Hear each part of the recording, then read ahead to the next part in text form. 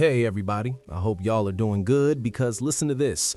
Today we're diving straight into Claressa Shields. We're also getting into Laila Ali, and yes, we absolutely have to address what looks like Claressa's pattern of jealousy towards several black women she seems to fixate on and mirror in different ways. It's like she studies their moves and then tries to recreate the formula. She copies the steps they take. You see what I'm saying? Whether it's Franchon Cruz, whether it's Remy Ma, or whether it's Laila Ali, they all come across like the unofficial blueprint for Claressa Shields. Claressa seems determined to match Laila Ali on every possible level, from the boxing legacy to the cooking shows and lifestyle branding, the whole package. She wants, you know what I'm saying, the same level of respect Franchon Cruz commands when it comes to fashion, image, vocals, and overall presentation. Being signed to a record label, cutting tracks, stepping into different lanes, every bit of that. And with Remy Ma, of course, it's the rapper image, the reality TV spotlight, the wife title, but instead you're tied up with that wife's husband, you know what I'm saying? It starts looking like you're borrowing her entire aesthetic, trying to recreate every move she makes. Like, girl, it becomes overwhelming to watch. But you would think with all the recent wins Claressa Shields has had, finally elevating her styling, finally tightening up the hair, the makeup, and presentation overall, you know what I'm saying? There's still room to grow, but it's definitely an upgrade from where things used to be, right? Except people are saying it feels like it came straight out of a Remy Ma starter kit, so honestly that glow-up was never going to miss completely to begin with, right? But even with leveling up your look, there's still this messy, chaotic social media behavior happening where every comment and opinion becomes a personal mission. And it doesn't matter if it was said today, yesterday, last month, or last year, Claressa will circle back to it like it just happened. She will keep revisiting it forever. And that brings us to this whole Laila Ali situation. Now hold up, because a few days ago we talked about Claressa randomly tweeting at Laila Ali saying, "I bet that little Laila Ali wouldn't be talking about my body anymore. Take your shirt off and let's see your six-pack, you snake-hating ass witch. This is the quote shield era." And here's the thing, here's what gets me. If you're truly the best, you don't have to keep announcing it every few seconds. If you're genuinely kind, you don't have to remind people in every single conversation. If your faith is real and not just for fan applause, if you're actually praying, reading scripture, showing up to church consistently, then just repeating it publicly won't mean much when your actions don't reflect it. It doesn't hit the same button when the behavior doesn't match the message. You wouldn't constantly be cussing people out and battling strangers online every other minute, and then going into detective mode over one negative comment, digging into who they are and trying to pull up their entire background. It's just not worth it. That's time you can't get back. That's energy you'll never recover. Beyonce doesn't move like this, you know what I'm saying? She's not online arguing with random trolls every other hour. So why are you? I honestly don't understand it. But again, Laila Ali dropped those 2 YouTube videos where she presented clean, organized receipts and perfectly timed clips. Everything that needed to be shown was laid out clearly in those 2 uploads. It was polished, it was direct, it covered every key point. Yet for some reason, you still don't seem content with the victory. And I said this was coming. Now you're debating folks who think maybe you shouldn't fight Shadaysha Green because of the age conversation. And suddenly you're talking about wanting younger opponents. You're moving in every direction at once. So if somebody tells you to go box Barney next, are you signing that contract too? You know what I'm saying? Like, it's wild. It's wild. You know what I'm saying? At this stage, you're supposed to know your sport better than anybody commenting online about who the real competition is. You can't keep taking the so-called easy route by running it back with the same opponent 3 different times and expecting a brand new ending. And now we're hearing she had a rolled ankle, a swollen knee, and all kinds of physical issues, so she was likely on pain medication and pushing through other complications. That explains why she looked exhausted and off balance for several rounds. Make it make sense.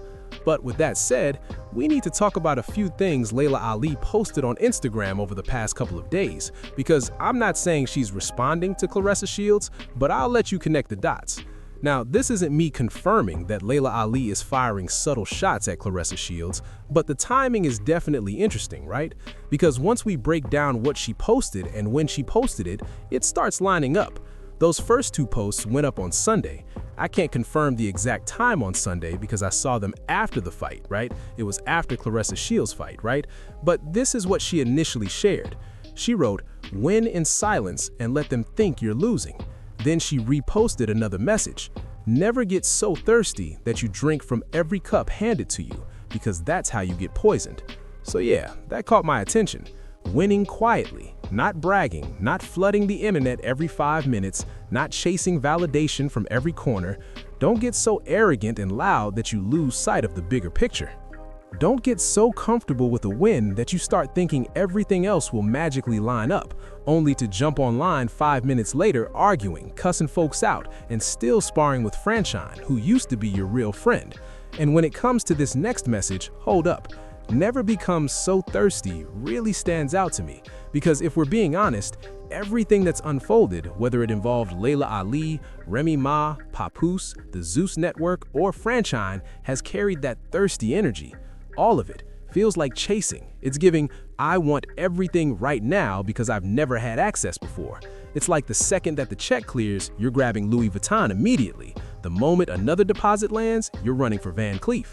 Scooping up every luxury bag you've seen celebrities flex or heard shouted out in rap lyrics, all of that, without realizing you can get intoxicated by the spotlight itself.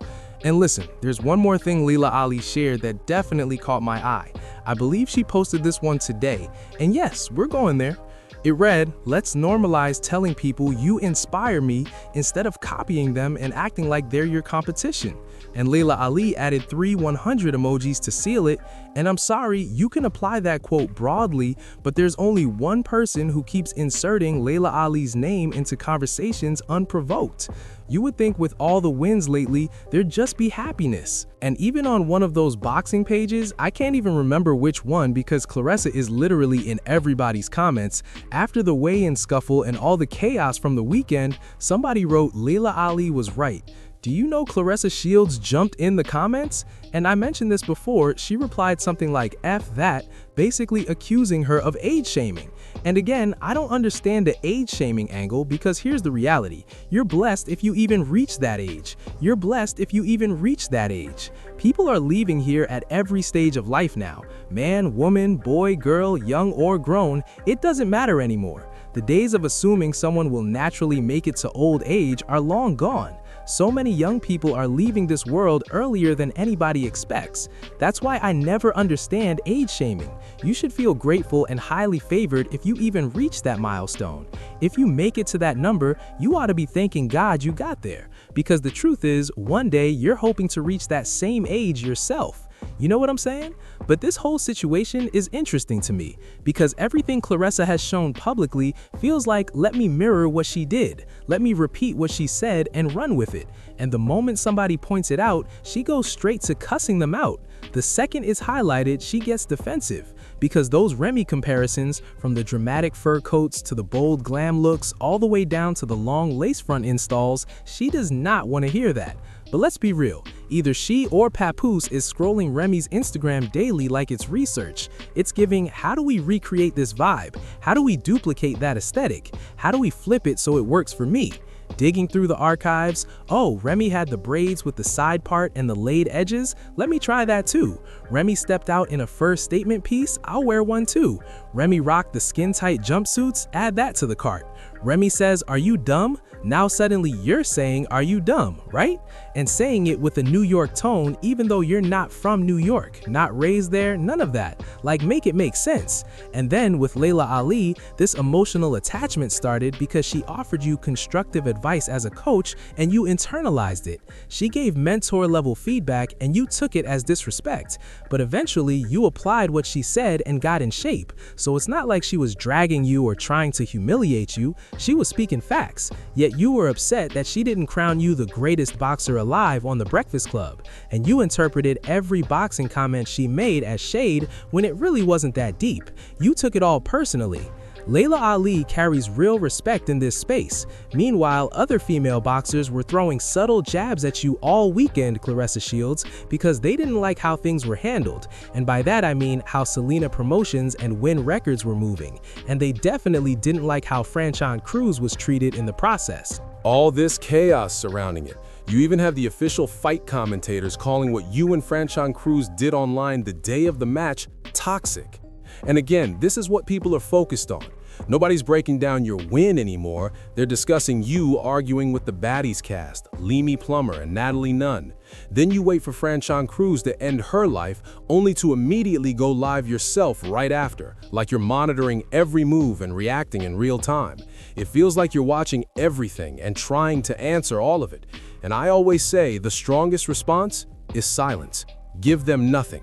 Give them zero content to flip into headlines. But instead, it's constant back and forth. I've got to control the narrative. I've got to fix this, while mixing in stories that don't quite add up. You're ready to battle everybody, except the real issue, which is that divorcing Papoose still needs to finalize from Remy Ma. You'll fight the timeline, you'll fight the blogs, you'll fight the commenters, but you won't fight for that paperwork to be signed so that the man is legally single. And that's the part I don't get. That doesn't read like happiness to me, because that unresolved situation is the cloud hovering over everything, especially with all these new viewers who weren't checking for you before but tuned in because of the Papoose drama or because they're fans of Remy Ma. And once Remy exposed it, y'all decided to just go full public and shove the relationship into the spotlight. Now the heat is too much, because Remy Ma and Papoose were never dragged at this level before. Even when Remy and Easy, the block captain, were exposed, it was a few days of noise and then everyone moved on. But Claressa Shields keeps volunteering herself as daily content, you guys, and that's what blows my mind. It's wild that this cycle keeps repeating, but clearly this is the attention she wants, because somewhere deep down it feels like she thinks silence equals irrelevance, as if the internet isn't talking about her non-stop, then she disappears.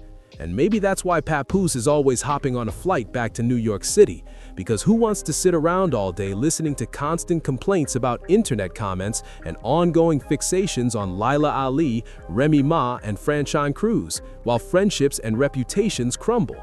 Who wants that energy 24/7 when you should be celebrating your win? Thanks for watching. Make sure you like this video and subscribe to the channel.